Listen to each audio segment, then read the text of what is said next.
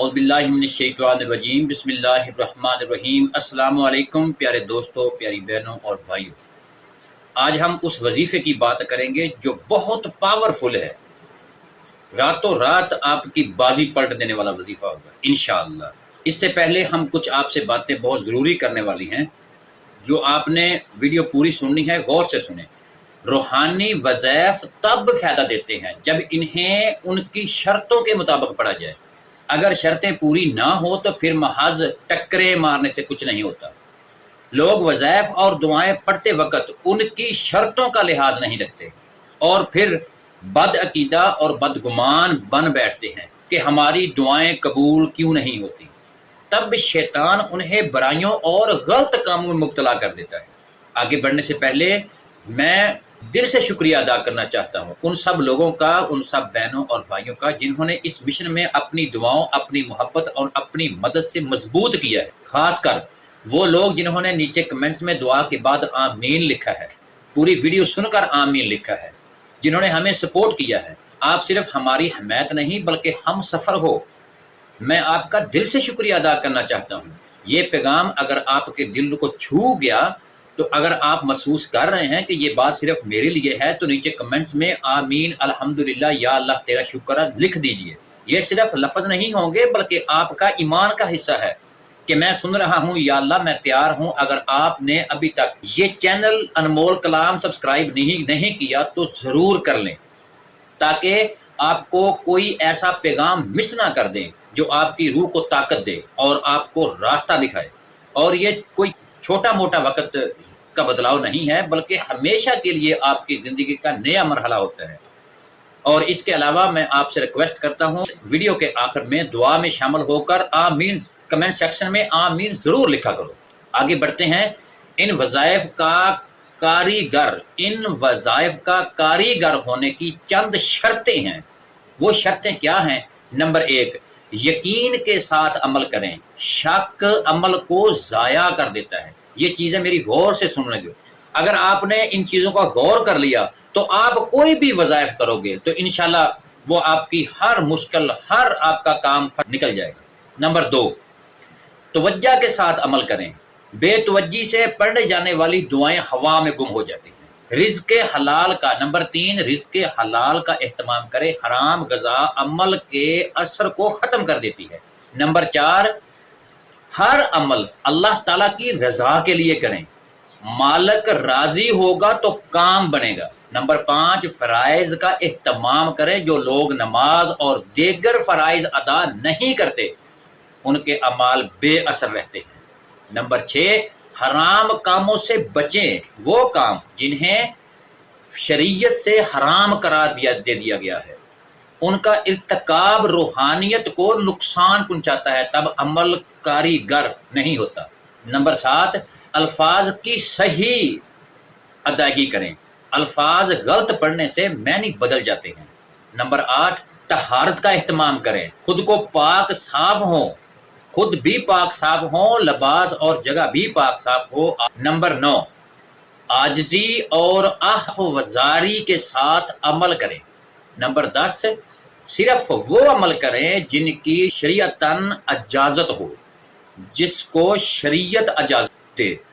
ایک ایسے وقت میں جب سادہ لوہے عوام ہی نہیں بلکہ اچھے خاصے پڑھے لکھے لوگ بھی جعلی عاملوں اور نام نہاد پروفیسروں کے ہاں جا کر اپنا وقت اور مال ہی نہیں، اپنی سب سے قیمتی چیز یعنی متاع ایمان سے بھی ہاتھ دھو بیٹھتے ہیں۔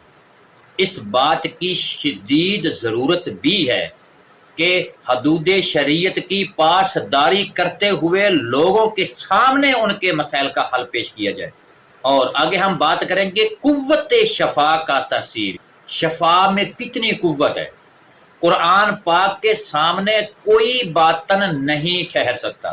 ظالموں کی طاقت، جابروں کی تدبیریں اور دشمنوں کی سازشیں قرآن پاک کے سامنے ایک بلبلے سے زیادہ کمزور ہے۔ پانی کا جو بلبلہ ہے نا، اس سے بھی زیادہ کمزور ہے۔ قرآن مجید کا نور بدخواہوں کی آنکھوں کو بے نور کر دیتا ہے۔ میں نے قرآن پاک کے سامنے بارہا طاقتور دشمنوں کو خائب و خاسر ہوتے دیکھا ہے۔ افریقہ کا کالا جادو قرآنی آیات کے سامنے میں نے خود ٹوٹتے بکھرتے اور بھاگتے دیکھا ہے۔ ہندوستان کے جوگی پنڈت اور سادھو اس کلام کے آگے بے بس ہو گئے اور برہم پکار اٹھے ہیں کہ یہ بہت اونچا کلام ہے، ہم اس کا مقابلہ نہیں کر سکتے، مگر آج کئی مسلمان قرآن پاک کو چھوڑ کر ناپاک سفلی علوم کا سہارا لیتے ہیں۔ قرآن پاک اپنی پوری طاقت و شفا شان اور تاثیر کے ساتھ موجود ہے، مگر مسلمان جاہل اور لالچی اشتہاری عالموں کے در پر اپنا ایمان اور عقیدہ ذبح کر رہے ہیں۔ سچے عمل کبھی اشتہار بازی نہیں کرتے۔ آؤ مسلمانوں، قرآن پاک کی طرف لوٹ آؤ، اسے خود اچھی طرح پڑھنا سیکھو اور اس کی خوب تلاوت کرو، اسے سمجھو، اس پر عمل کرو، بس اسی میں ڈوب جاؤ، یہ تمہیں پار لگا دے گا، رب تک پہنچا دے گا۔ اپنے معصوم بچوں کو اس نعمت سے محروم نہ رکھو، یہ سچی پختہ اور مضبوط کتاب ہم سب کے لیے رحمت بھی ہے اور شفا بھی۔ دیکھو رب تعالیٰ خود فرما رہا ہے وَنُنَزِّلُ مِنَ الْقُرْآنِ مَا هُوَ شَفَاءٌ وَرَحْمَةٌ لِّلْمُؤْمِنِينَ وَلَا يَزِيدُ الظَّالِمِينَ إِلَّا خَسَارًا، اور ہم قرآن پاک کے ذریعے سے وہ چیز نازل کرتے ہیں جو مومنوں کے لیے شفا اور رحمت ہے، اور ظالموں کے حق میں تو اس سے نقصان بھی بڑھتا ہے۔ پیارے دوستو، اب ہم آگے وظائف کا ذکر کریں گے اور آپ نے بالکل خاص اور توجہ سے سننا ہے۔ بسم اللہ الرحمن الرحیم کا صریح الاثر عمل: اول آخر 7 مرتبہ درود شریف پڑھیں، مصلی پر قبلہ رخ بیٹھ کر 1000 مرتبہ بسم اللہ الرحمن الرحیم پڑھیں، پھر اٹھ کر 2 رکعت نماز پڑھ کر اپنی حاجت کے لیے دعا کریں، پھر 1000 مرتبہ بسم اللہ الرحمن الرحیم پڑھیں، پھر اٹھ کر 2 رکعت نماز پڑھ کر اپنی حاجت کے لیے دعا کریں۔ یہ عمل 12 مرتبہ دہرائیں، اس طرح کے 12,000 بار بسم اللہ الرحمن الرحیم کی تلاوت ہو جائے گی، اور 12 مرتبہ 2 رکعت نماز اور 12 مرتبہ دعا اور درود شریف عمل کے شروع اور آخر میں 7 بار پڑھ لیں، اور دعا میں ہر بار ایک حاجت پیش کریں، یا 2 یا 3 حاجتیں، اس سے زیادہ نہیں۔ یہ عمل بے حد اثر اور مفید ہے، ناجائز کاموں کے لیے ہرگز نہ کریں، اور نہ ہی فضول اور مگر وہ کاموں کے لیے باوضو قبلہ رخ بیٹھ کر 1001 مرتبہ سورت اخلاص پڑھیں۔ پہلی مرتبہ پڑھنے سے پہلے بسم اللہ الرحمن الرحیم پڑھ لیں۔ عمل کے اول اور آخر میں 7 مرتبہ درود شریف پڑھ لیں، آخر میں اپنے مقصد کے لیے دعا کریں۔ بہت طاقتور عمل ہے، اور بعد اہل علم نے اسے اسم اعظم قرار دیا ہے۔ اور آگے ہم آپ کو بتاتے ہیں کہ اچھی طرح وضو کر کے خلوت میں 2 رکعت صلوات الحاجتہ پڑھیں، پھر کھڑے ہو کر 11 مرتبہ درود شریف پڑھیں، پھر 41 بار سورت فاتحہ الحمدللہ شریف اس صورت سے پڑھیں کہ پہلے ہر مرتبہ بسم اللہ الرحمن الرحیم پڑھیں، پھر 2 بار بسم اللہ الرحمن الرحیم اس طرح پڑھیں، الرحیم کی میم کو الحمد کے لام سے ملا دیں، یعنی رحیم الحمدللہ۔ اس طریقے سے 41 مرتبہ سورت فاتحہ پڑھ کر سجدے میں چلے جائیں اور اپنی مشکلات کے حل کے لیے دعا کریں، انشاءاللہ ضرور قبول ہوگی۔ صبح اٹھنے سے پہلے انشاءاللہ آپ کو اس کا رزلٹ ملے گا، راتوں رات اس کی بازی پلٹ دے گا یہ عمل۔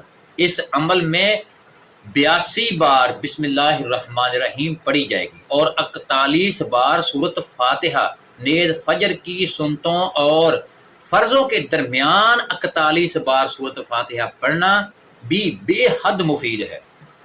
اس پر غور کریں اور اس کو ہمیشہ روحانیت سے عمل کرنا ہے، قلب حضوری سے عمل کریں۔ پیارے دوستوں، پیاری بہنوں اور بھائیوں، دعا کے لیے ہاتھ اٹھا لیں اور کمنٹ سیکشن میں آمین ضرور لکھیں۔ اچھا، میں آپ کو یہ بات بتانا چاہتا ہوں کہ جب آپ نے 2 نفل نماز پڑھ کے یہ عمل، یہ وظیفہ جب آپ نے ختم کرنا ہے تو اتحیات میں بیٹھ کر یہی دعا جو میں آپ کو بتاتا ہوں، یہی دعا آپ نے کر لینی ہے۔ الحمدللہ، اللہ پاک آپ کی ہر مشکلات آسان فرمائے گا۔ دیکھیں، بسم اللہ الرحمن الرحیم۔ اے میرے رب، میں بے بس ہوں، تو میری مدد فرما۔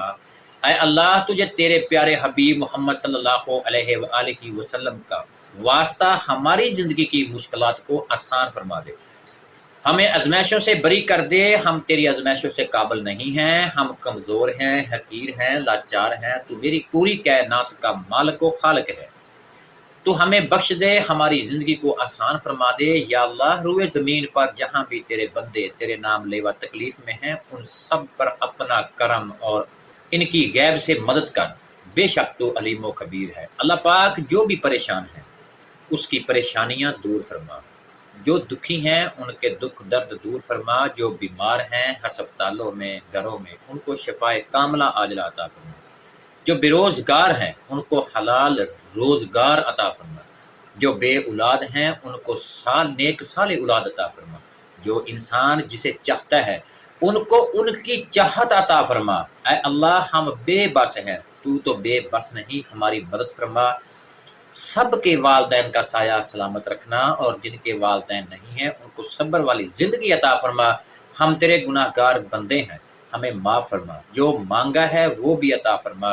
یا میرے اللہ، جو نہیں مانگا وہ بن مانگے عطا فرما۔ یا رب العالمین، آج کن فرما دے، ہمیں مایوسیوں سے نجات فرما دے، ہمارا نصیب کھول دے۔ آمین یا رب العالمین۔ وما علینا الا البلاغ المبین۔